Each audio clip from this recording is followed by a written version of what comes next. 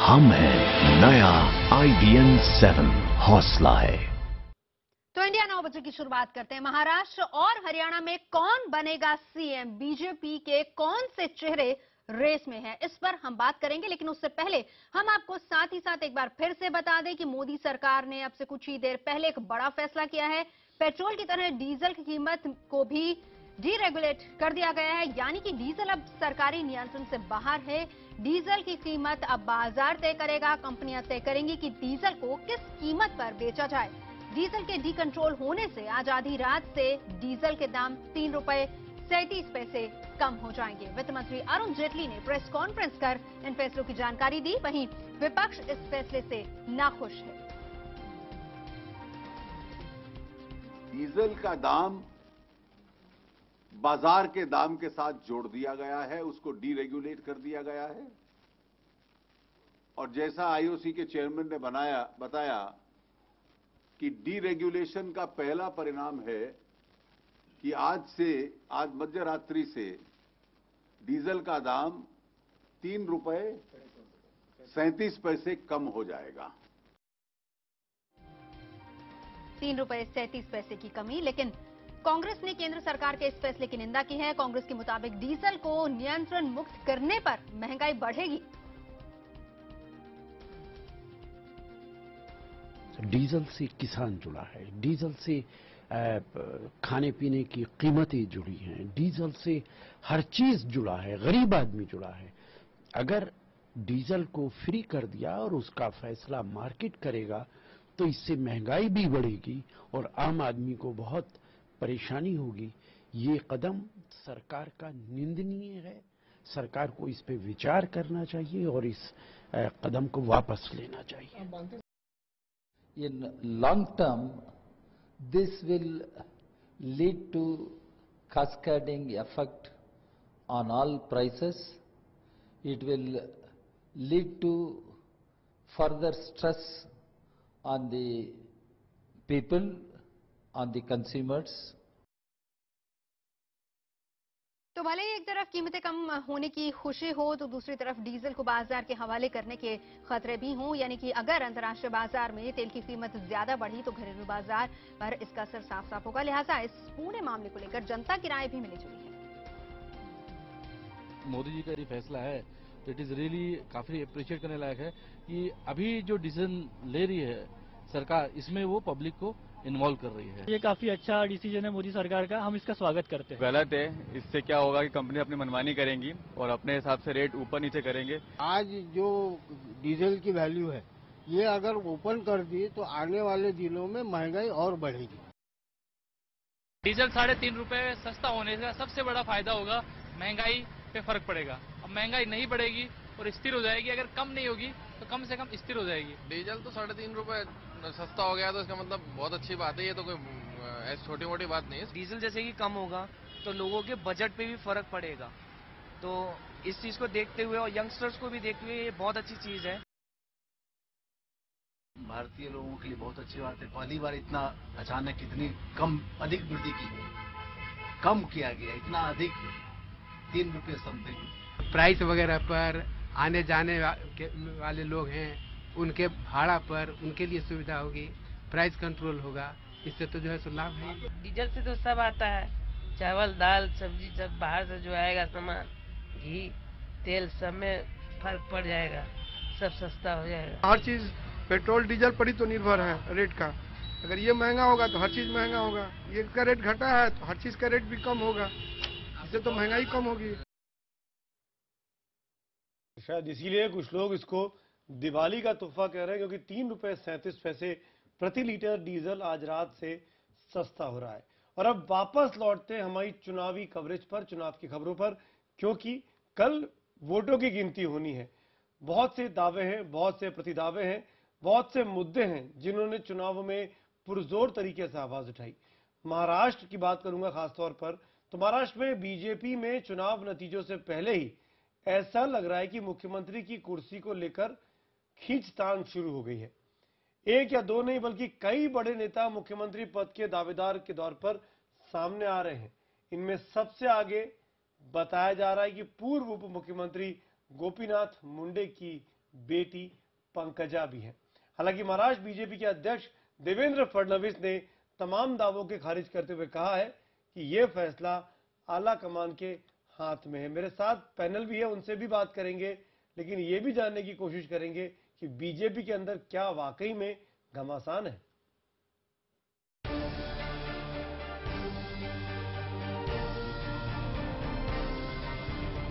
Exit poll के नतीजों से महाराष्ट्र में बीजेपी के हौसले बुलंद हैं। एग्जिट पोल के नतीजों के बाद महाराष्ट्र बीजेपी में मुख्यमंत्री बनने की होड़ शुरू हो गई है। सबसे दमदार ढंग से खुलकर सामने आई है गोपीनाथ मुंडे की बेटी पंकजा मुंडे। पंकजा का कहना है कि लोग उन्हें मुख्यमंत्री बनते देखना चाहते हैं। मुंडे साहब की अधूरी कहानी है, अधूरे सपने हैं, तो लोग चाहते हैं कि मैं सीएम बनूं। तो ये मांग लोगों के बीच में से आई है। मैंने अपने आप को उसमें दावेदार लगकर काम नहीं किया, पर एक बात मैं बता सकती हूँ कि बीजेपी का सीएम बनाने में मेरा कंट्रीब्यूशन बहुत रहेगा। मैंने उसके लिए बहुत हार्ड वर्क किया है। हालांकि पंकजा मुख्यमंत्री पद के लिए पहले से ही अपना दावा ठोक रही थी, लेकिन उनके अलावा पूर्व अध्यक्ष एकनाथ खड़से और विधान परिषद में नेता प्रतिपक्ष रहे विनोद तावड़े भी खुद को दौड़ में बता रहे हैं। फिलहाल पार्टी अध्यक्ष देवेंद्र फडणवीस का कहना है कि इस मामले में कोई भी फैसला केंद्रीय नेतृत्व ही लेगा।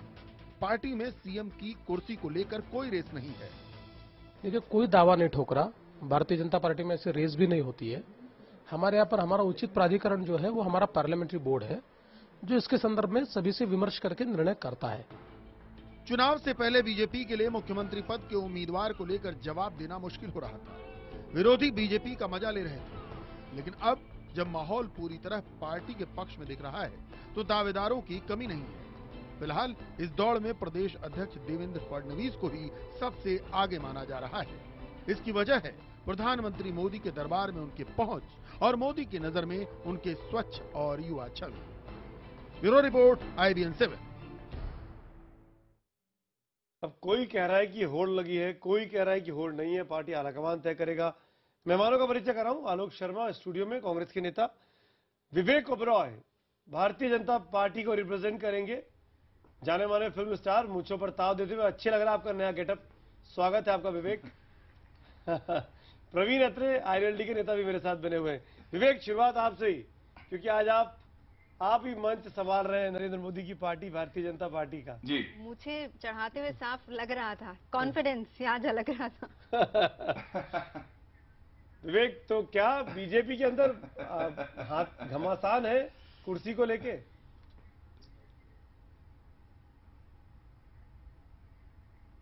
मुझे नहीं लगता। मुझे लगता है कि इस वक्त बीजेपी में जो एक जबरदस्त डिसिप्लिन कायम किया है, उस डिसिप्लिन को पार्टी के छोटे कार्यकर्ता से लेकर बड़े बड़े लीडर्स तक सब मेंटेन कर रहे हैं। और सबका यही कहना है कि केंद्रीय नेतृत्व जो है वो डिसाइड करेगा कि कौन सीएम की कुर्सी पर बैठेगा। और मुझे लग रहा है कि जिस तरह से सबने यूनाइटेड वे में इस बार काम किया, क्योंकि मैं ग्राउंड पे था, काफी प्रचार किया मैंने भी, और महाराष्ट्र के इंटीरियर्स में काफी प्रचार करते हुए गया, तो जिस तरह का ग्राउंड कोऑर्डिनेशन मुझे दिखा, मुझे नहीं लगता है कि उसमें गुटबाजी मुझे कहीं दिखी। ये बताइए आप, क्योंकि आप बीजेपी को रिप्रेजेंट कर रहे हैं विवेक, आपके हिसाब से महाराष्ट्र के अंदर का नेता मुख्यमंत्री बने या दिल्ली से पसंद करके भेजा जाए?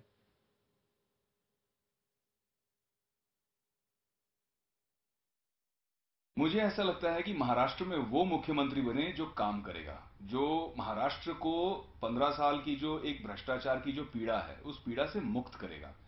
वो बनेगा जिसकी एक महाराष्ट्र की जो यूथ है, जो बिल्कुल मायूस सी हो गई है, उनके साथ एक कनेक्ट बना पाएगा। और ऐसा इंसान जिसमें ऊर्जा है और भरपूर काम करेगा, क्योंकि महाराष्ट्र को इस वक्त डेवलपमेंट की इतनी कड़ी जरूरत है। बीजेपी अपने आप किसी भी मुख्यमंत्री के तौर पर प्रोजेक्ट नहीं कर पाई है, और बीजेपी ने भारतीय लोकतंत्र में संवैधानिक जो प्रक्रिया है उसका भी कहीं ना कहीं शीर्षासन करवाया है। जो विधायक चुनकर आते हैं वो विधायक दल का नेता चुनते हैं। विवेक साहब, संविधान में ऐसा लिखा हुआ है, लेकिन आपकी पार्टी जो है, जिस पार्टी के लिए आपने तमाम प्रचार किए, वो पार्टी शीर्षासन कराती है इस कानून का। वो पहले ही डिक्लेयर कर देती है कि कौन सीएम होगा। लेकिन इस बार ये परिपाटी भी बदली गई है क्योंकि कहीं ना कहीं वोटों का ध्रुवीकरण होने का डर था, कहीं ना कहीं दोनों राज्यों के अंदर गुटबाजी का डर था। इसलिए अमित शाह जी ने पहले ही कह दिया कि इस बार हम सीएम डिक्लेयर नहीं करेंगे। 6 महीने पहले जब 4 राज्यों में चुनाव हुए तो आपकी पार्टी ने सीएम कैंडिडेट डिक्लेयर किया। विवेक, ये आवाज आलोक शर्मा की है, कांग्रेस पार्टी के प्रवक्ता है। मैं आपका परिचय करा रहा हूं उनसे, और वो ये सवाल आपसे पूछ रहे हैं। हाँ जी, बिल्कुल बिल्कुल। हाँ जी आलोक जी, मैं तो इतना ही कहूंगा कि मैं गया था जब कैंपेनिंग करने, तो मुझे शीर्षासन करते हुए सिर्फ आपकी पार्टी दिखी। जो इस वक्त बीजेपी का माहौल शीर्षासन करते हुए तो कल हमने भाजपा को सुप्रीम कोर्ट में देखा था। अलग किस्म का काले धन पर जो शीर्षासन बीजेपी ने किया है, बल्कि राज्य का योग है। तो मुझे लगता है कि इन सब चीजों से वो ज्यादा अब चिंतित होंगे नहीं। और आपके जितने पोल्स हैं सारे दिखा रहे हैं कि पूरी बहुमत में आएगी ये सरकार। और मुझे लगता है कि जिस तरह से ये काम करेंगे इस 5 साल में, आगे चलकर भी आपकी पार्टी को बहुत मुश्किल होगा, क्योंकि आप लोगों ने काम बिल्कुल नहीं किया। बहुत बनारस में भी हार गए हैं आप लोग। और मैं किसी एक पार्टी का मैं सदस्य नहीं हूं, कहीं मैंने किसी की मेंबरशिप नहीं ली है, लेकिन मैं एज ए महाराष्ट्र का एज ए सदस्य, एज ए सिटीजन मैं कहना चाहूंगा कि बहुत बुरा हाल कर दिया है। विवेक, ये बताइए, इन इस परिस्थिति में हम सामाजिक कार्य करते हैं, जब गांव में जाते हैं, किसानों से मिलते हैं, हम कैंसर का अभियान चलाते हैं मुंबई में, जितने किसान कैंसर पीड़ित जिनके उनके परिवार हैं, उनकी जो हालत हो गई है, कर्जे में डूबे हुए, उनको अपने बच्चों को, अपने प्यारे घर वालों को कैंसर की दवाइयां, कीमोथेरेपी कराने के लिए पैसा नहीं, इतना बुरा हाल हो गया है। मैं केवल ये जानना चाहता हूं, बीजेपी ने एमएसपी कितना बढ़ाया, आपको पता है किसानों के लिए? जो वो हमको कहानी अपनी दुविधा सुनाते हैं, दर्द सुनाते हैं, उससे एक जो रोष है, आक्रोश है लोगों में। नहीं विवेक जी, आपने बहुत अच्छा वक्तव्य दिया। मैं केवल ये जानना चाह रहा हूं, मिनिमम सपोर्ट प्राइस बीजेपी की सरकार ने पिछले 10 वर्षों का सबसे कम घटाया है। आलोक जी, मैं आपको एक चीज बताऊं, विवेक ओबरॉय आपकी तरह रोज डिबेट में नहीं आते हैं। मैं तो आपको रोज हर शो में डिबेट में भाग लेते देखता हूं। ये विवेक ओबरॉय का आप आईक्यू टेस्ट मत लीजिए, कितना बढ़ाया कितना घटाया, क्योंकि अगर हम लोगों ने एक दूसरे का आईक्यू टेस्ट दे रहे हैं भाजपा के, मैं इसलिए बोल रहा हूँ आलोक शर्मा, अगर मैं ये पूछूं कि सोनिया गांधी का पूरा नाम क्या है, तो क्या बता पाएंगे? प्रवीण, चलिए मैं जो है जिस तरह से ताली बजा रहे हैं, उनको बीजेपी को नहीं करना चाहिए। मैं प्रवीण अत्रे के पास आना चाहूंगा। प्रवीण जी, आप इस डिबेट को सुन रहे हैं, मुस्कुरा रहे हैं, क्या आपके हिसाब से ये चुनाव पर्सनैलिटी बेस्ड होना चाहिए था, जैसा कि आपने लोकसभा में देखा था? एक तरफ मोदी जी का नाम था, दूसरी तरफ मनमोहन सिंह का नाम था, और मनमोहन सिंह तो नहीं थे, पहले ही उन्होंने हाथ मना कर दिया था कि वो पीएम नहीं बनने वाले हैं। क्या आपको लगता है कि सीएम का पद घोषित करके चुनाव लड़ना चाहिए? देखिए, ऐसा है सुमित जी, जहां तक बात है पार्लियामेंट की, तो पार्लियामेंट के चुनाव के मुद्दे अलग थे, माहौल अलग था, सिचुएशन अलग थी। लेकिन अगर हम विधानसभा चुनाव की बात करें, मैं अभी भारतीय जनता पार्टी के जो प्रवक्ता है उनको काफी देर से मैं सुन रहा हूं। देखिए, बहुत इंपॉर्टेंट चीज क्या है कि जिस तरह से मोदी जी को भारतीय जनता पार्टी पूरी तरह से डिपेंड थी मोदी जी पे, और वो अभी भी यही बात कर रहे हैं कि मोदी जी को वोट पड़ेगा, मोदी जी के नाम से पड़ेगा। लेकिन एक चीज जो कंफ्यूज कर जाती है, देखिए हरियाणा के संदर्भ में अगर मैं बात करता हूं, हरियाणा का मतदाता बहुत समझदार है, वो जानता है कि जो सरकार प्रदेश की है वो सीएम चलाता है, पीएम नहीं चलाता।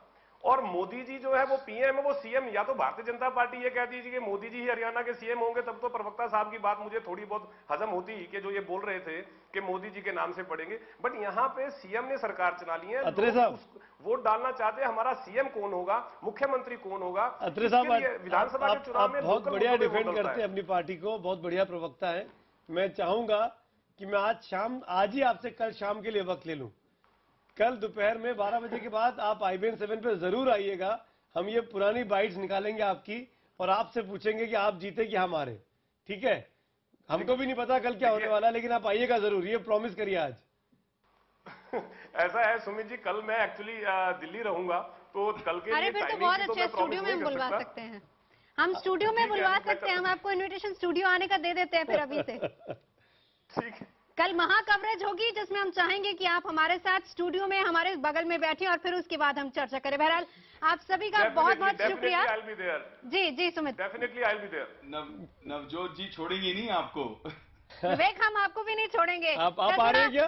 कल थोड़ा मूछें और सवार के आइएगा, मूछ का सवाल कल है। आप आइए हमारे साथ, आप दिल्ली में हैं, आप भी स्टूडियो में रहिए मेरे साथ कल। कल के रिजल्ट के बाद मुझे ताव देने की जरूरत नहीं पड़ेगी।